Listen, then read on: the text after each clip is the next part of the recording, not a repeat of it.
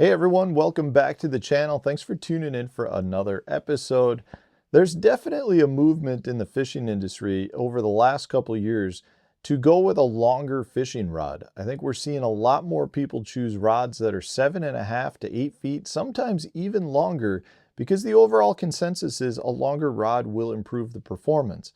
But I'm here to tell you that that's not always the case. In fact, if you're choosing a longer rod with certain techniques, you're probably hindering the overall fish catches that you're having. So I want to point out when to use a longer rod, when to use a shorter rod, and why it does make a difference.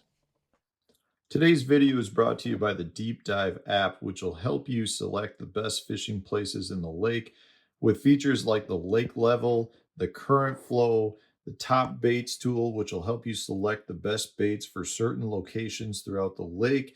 Whether that's a clear water, stained water, dirty water, it'll choose the best bait for that location, provide you with all the information like what structure, what retrieve, different reel, all of the information that you need to catch the fish. This is in the app. The cool part about this app, though, is it's not just based on areas. It does provide you with specific tournament winning data that has been collected to help you figure out your best choices for baits and locations for whatever region of the lake it is that you want to fish.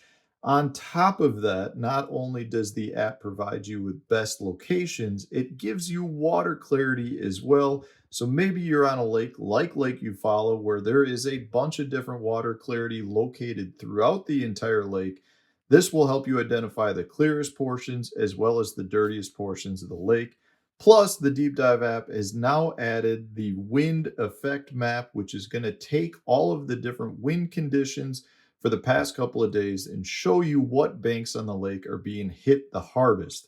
They also have inflow points that show you different places throughout the lake where your water is being flushed into the lake through different ditches and creeks and rivers, providing you with high percentage places to fish and letting you know what parts of the lake are going to be the best areas after a rain.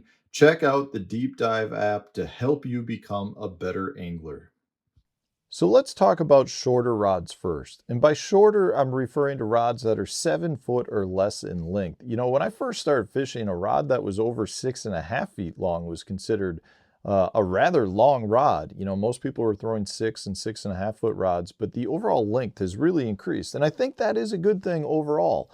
But there are still a time and a place for your shorter rods.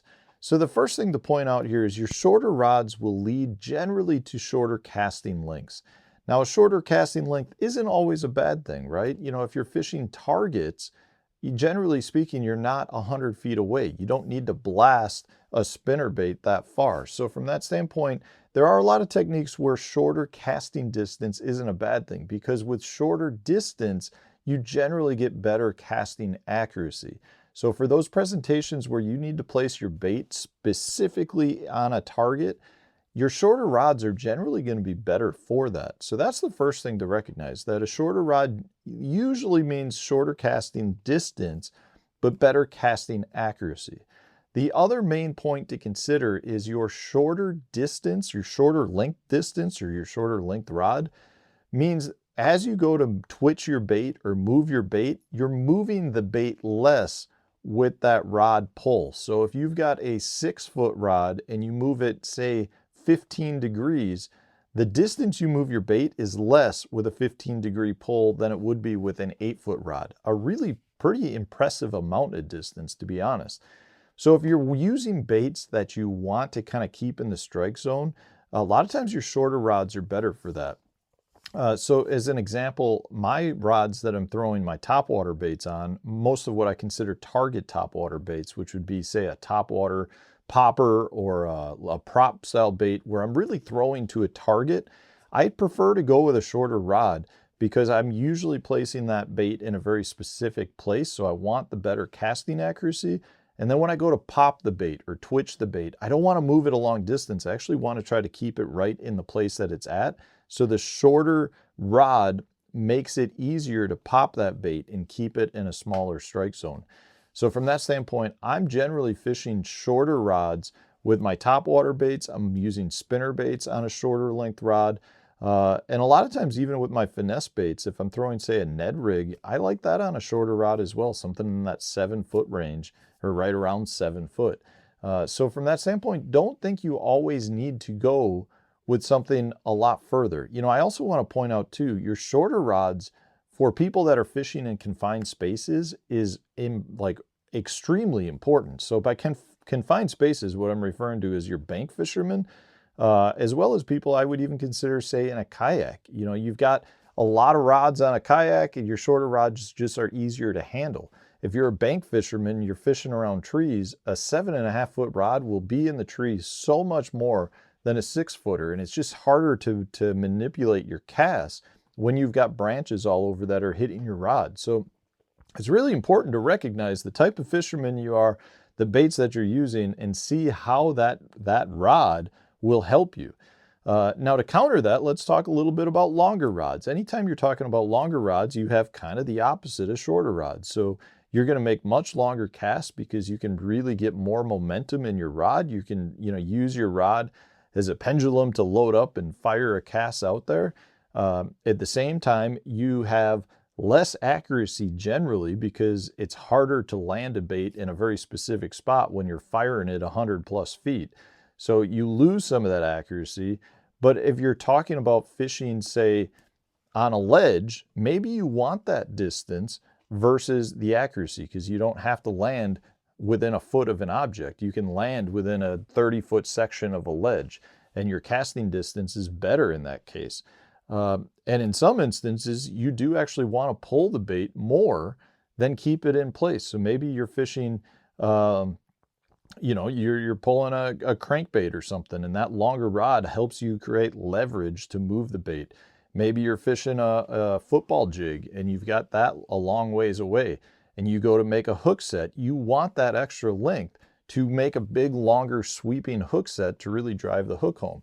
It's one reason why Carolina rig fishermen generally prefer to throw much longer rod. It's because you've got your weight and then a leader length of line, and a lot of times you lose feel. So you go to reel up on that fish, you want that longer rod to help you with a big sweeping hook set, because that's going to help you drive the hook home into the fish's mouth when you don't know where that fish is actually at with your bait because you don't feel him that well on a Carolina rig. Another presentation where I really like to have a longer rod is when I'm flipping very heavy cover. So I'm flipping mats, it could be emerging grass. It could be floating hyacinth. I like to have that longer rod because it helps me drive the hook home. It helps me get the fish out of that cover that I'm in. I can get better leverage on them, and a longer rod generally really helps well with that.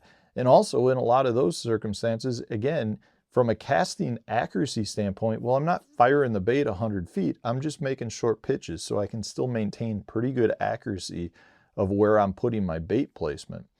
So it's really important to understand, the type of fishing that you want to be doing, what it is that you're using for a bait, and where you are at. If you're out in the middle of the water and you don't have to worry about any overhanging trees and you want to fire a bait as far as possible, your longer rods are going to help with that.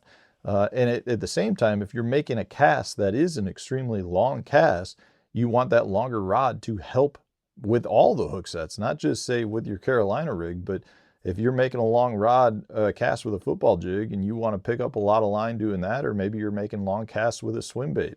So for me, the longer rods really come into play if I'm offshore fishing, generally speaking. If I'm throwing a hair jig for smallmouth, I want a long rod because those hair jigs are so small. I want to create that whip style effect, that pendulum effect to fire out that little 16th ounce hair jig. So it really comes into play, but don't just assume you should be throwing a 7'9" rod for everything that you do, because what you'll find is you probably are improving some techniques, but if you use that same rod for other techniques, you might be actually hindering your overall performance on the water. So it's important to recognize technique, where you're fishing, depth that you're fishing, and style of bait that you're fishing. All of that comes into play. So don't just think longer rods are better, because they're not always better in most circumstances. So I'd love to know what you guys think. Am I crazy on this one? Because a lot of times people think I'm crazy. They like to let me know in the comment section. But I'd also like to know if this is something that you find to be accurate as well. If you enjoyed today's video, hit the like button, subscribe to the channel if you haven't done so already. Stay tuned, we'll have a new video coming out tomorrow.